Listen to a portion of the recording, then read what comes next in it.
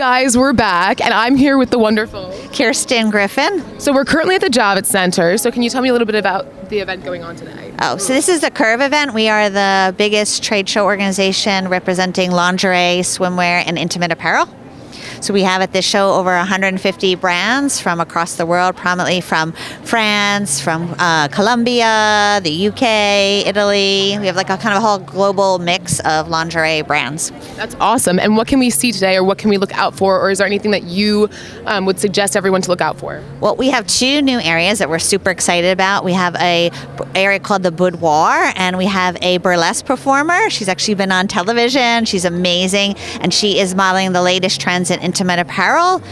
In particular, she's modeling Chantel Thomas from Paris, which has just relaunched here. So this is kind of their big coming out. What is your name? What do you do? What's your role here? My role here, I am in charge of the visitor promotions, so I handle all the buyer experiences. And so the reason we created the boudoir actually is because we feel like a lot of specialty stores need content and they want interesting things to talk about, and we thought this is a new way of doing a kind of interactive fashion show. So we are encouraging actually the buyers to go into the boudoir while she's performing and take pictures and Instagram about it. It's been an amazing hit. And then my other project at the show that's been super popular is called the Lingerie Brief Salon. And this is an incubator program that we just started, and it's to help support emerging designers. So we gave them one little rack and asked them to show their 8 best pieces. And then we're trying to help cultivate them so eventually they'll have their own collection and brand. Well, I can't help but think of a better place than, especially in New York City of all places. It's almost like, one of the biggest fashion capitals here. Thank you so much for joining us. And Thank you. One more question. Yes. What about production together with magic and couture? Like, how do you guys coexist in the same time? Yeah, it's been a really good synergy. I mean, we haven't had the show at the Javits in over 2 years. And, the intimate apparel category was one of the few that actually had growth during the pandemic. So a lot of the ready-to-wear stores, especially coming from Coterie and Magic, are understanding they need to add this classification to their store because they're creating more lifestyle environments. And lingerie is the first thing you put on in the morning, and people are working from home too, so they want more lounge and casual clothes, and we're filling that void for everyone. absolutely. Yeah. Yeah, what's your Instagram or social media? I said, it's Curve New York. Perfect. So, Thank you so much. Thank you so much. Yeah. Hi guys, I'm Leah, and we're here back with Curve, and I'm here with the wonderful Samantha. So can you tell me a little bit about your role here today? Absolutely.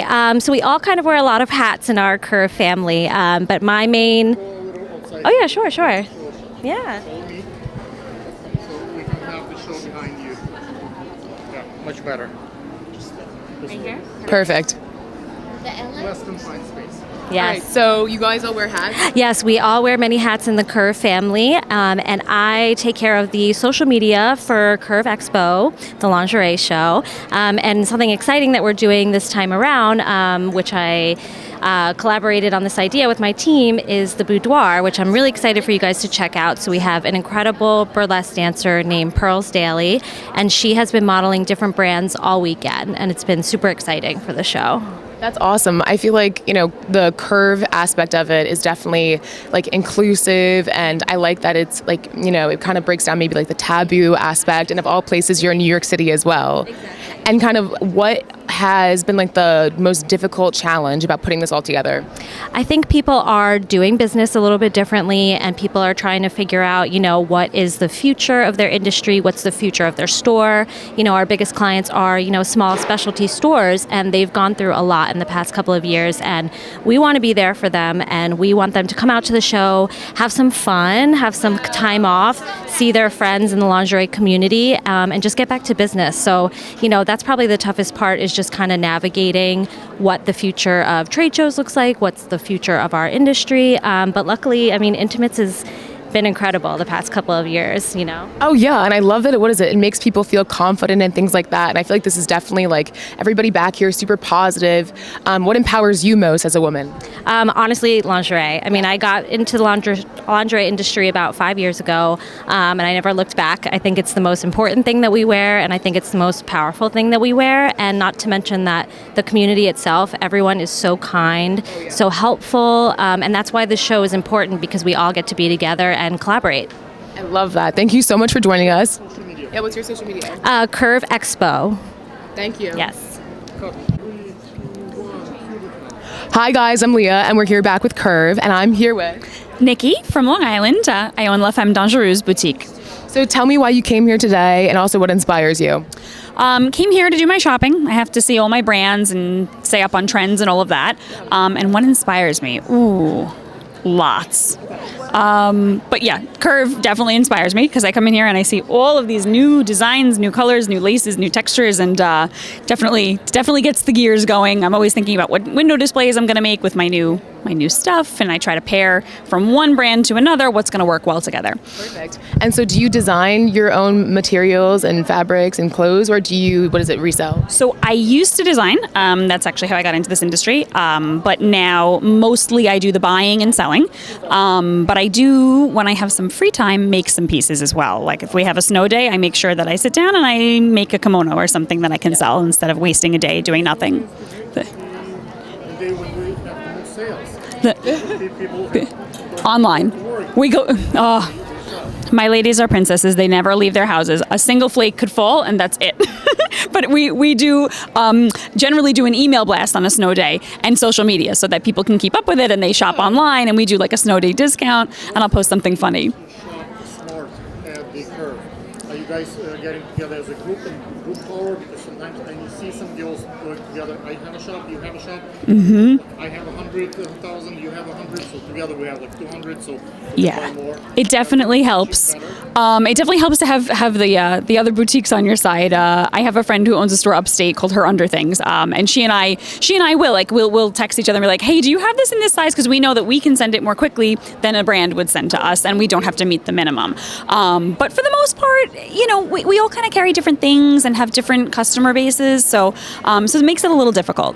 But my customer base, yes. Okay, so I am located on the North Shore of Long Island, what they call the Gold Coast. So yeah, we have a pretty well-off clientele. My ladies are very well versed on their bras. They know a good bra and they know a good fit. So I like an educated consumer because then they understand the price point, and I don't have to constantly explain why the bra costs as much as it costs. Go. Folks who don't have physical presence and they don't have the expense of the rent, they sell online. Well, it's a good question. It's hard to compete. It is. Or is yours like a target audience, like a specific target? It is because, it's bras. And the wonderful thing about bras is that fitting in person is so important. Oh, yeah. You can't do online what you can do in a store. Absolutely. And yes, and I'm always very honest. If something doesn't look good, I will tell you, no, we can do better. Because if you sell somebody a bra just to sell them a bra, they're not going to come back to you when it doesn't fit right or doesn't feel right. So you have to really, the honesty and building that trust with your clientele is really important. I think one thing about this, especially with like clothes in general, right? But is that, like undergarments and lingerie and things like that are both like, it's sexy, but it's also confident. And so if you don't feel confident in it, and the difference between wearing it and not wearing it and something that looks good versus doesn't. So I always have so much respect for somebody who is an owner and who I ask their opinion for, and they give a brutally honest opinion, because in that way, your client trusts you a lot more. And so what kind of things do you like to sell, or do you guys have certain color palettes, or what can we see in the spring? So we kind of carry a wide variety of colors. I try not to do anything too crazy and wild because, then you've invested in this piece and it might be a hit or a miss. We do obviously the nude and the black is the general bulk of it. But yeah, let's see, colors for spring that I've seen coming up, lots of purples. Yeah. Purples and blues mixed in. So I'm excited about that because those are also very sellable fashion colors. Okay. I try to stay away from crazy things like oranges or like a crazy hot pink. Those don't tend to do well. About the marketing strategy, how do you get people to come to your store? What do you do events at the store?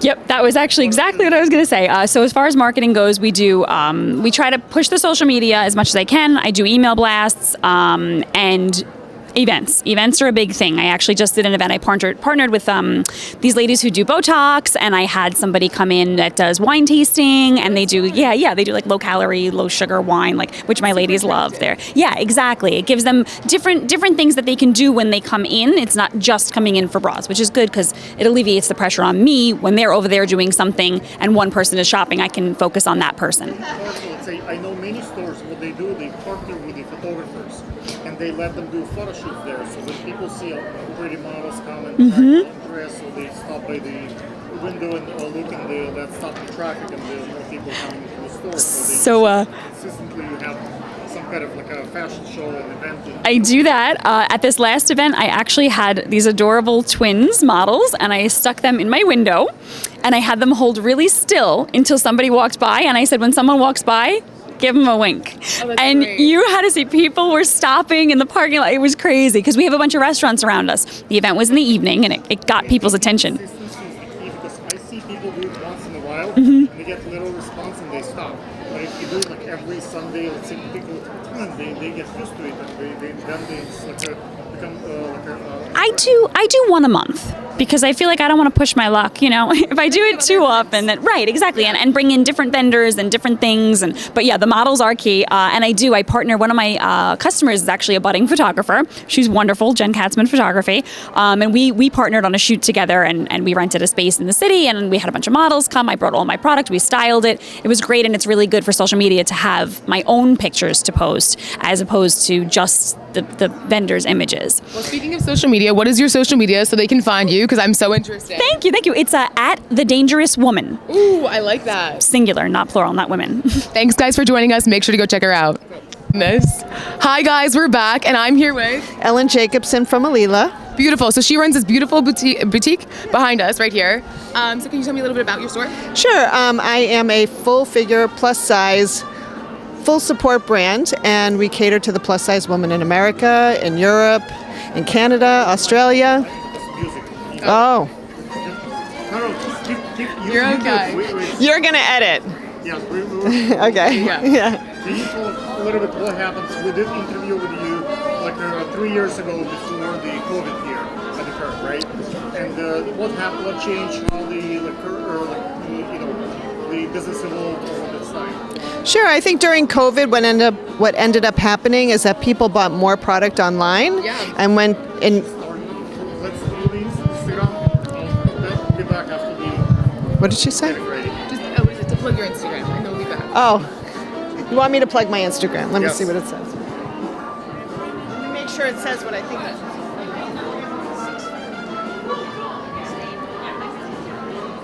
It's because I don't do the. Oh yeah. Just show them or tell them. Okay. Yes, my Instagram is Alila Full Figure. You can come check us out. See some incredible before and after shots. That's what really helps people understand more about how our product fits. Perfect. Yeah. Thank you. You're welcome.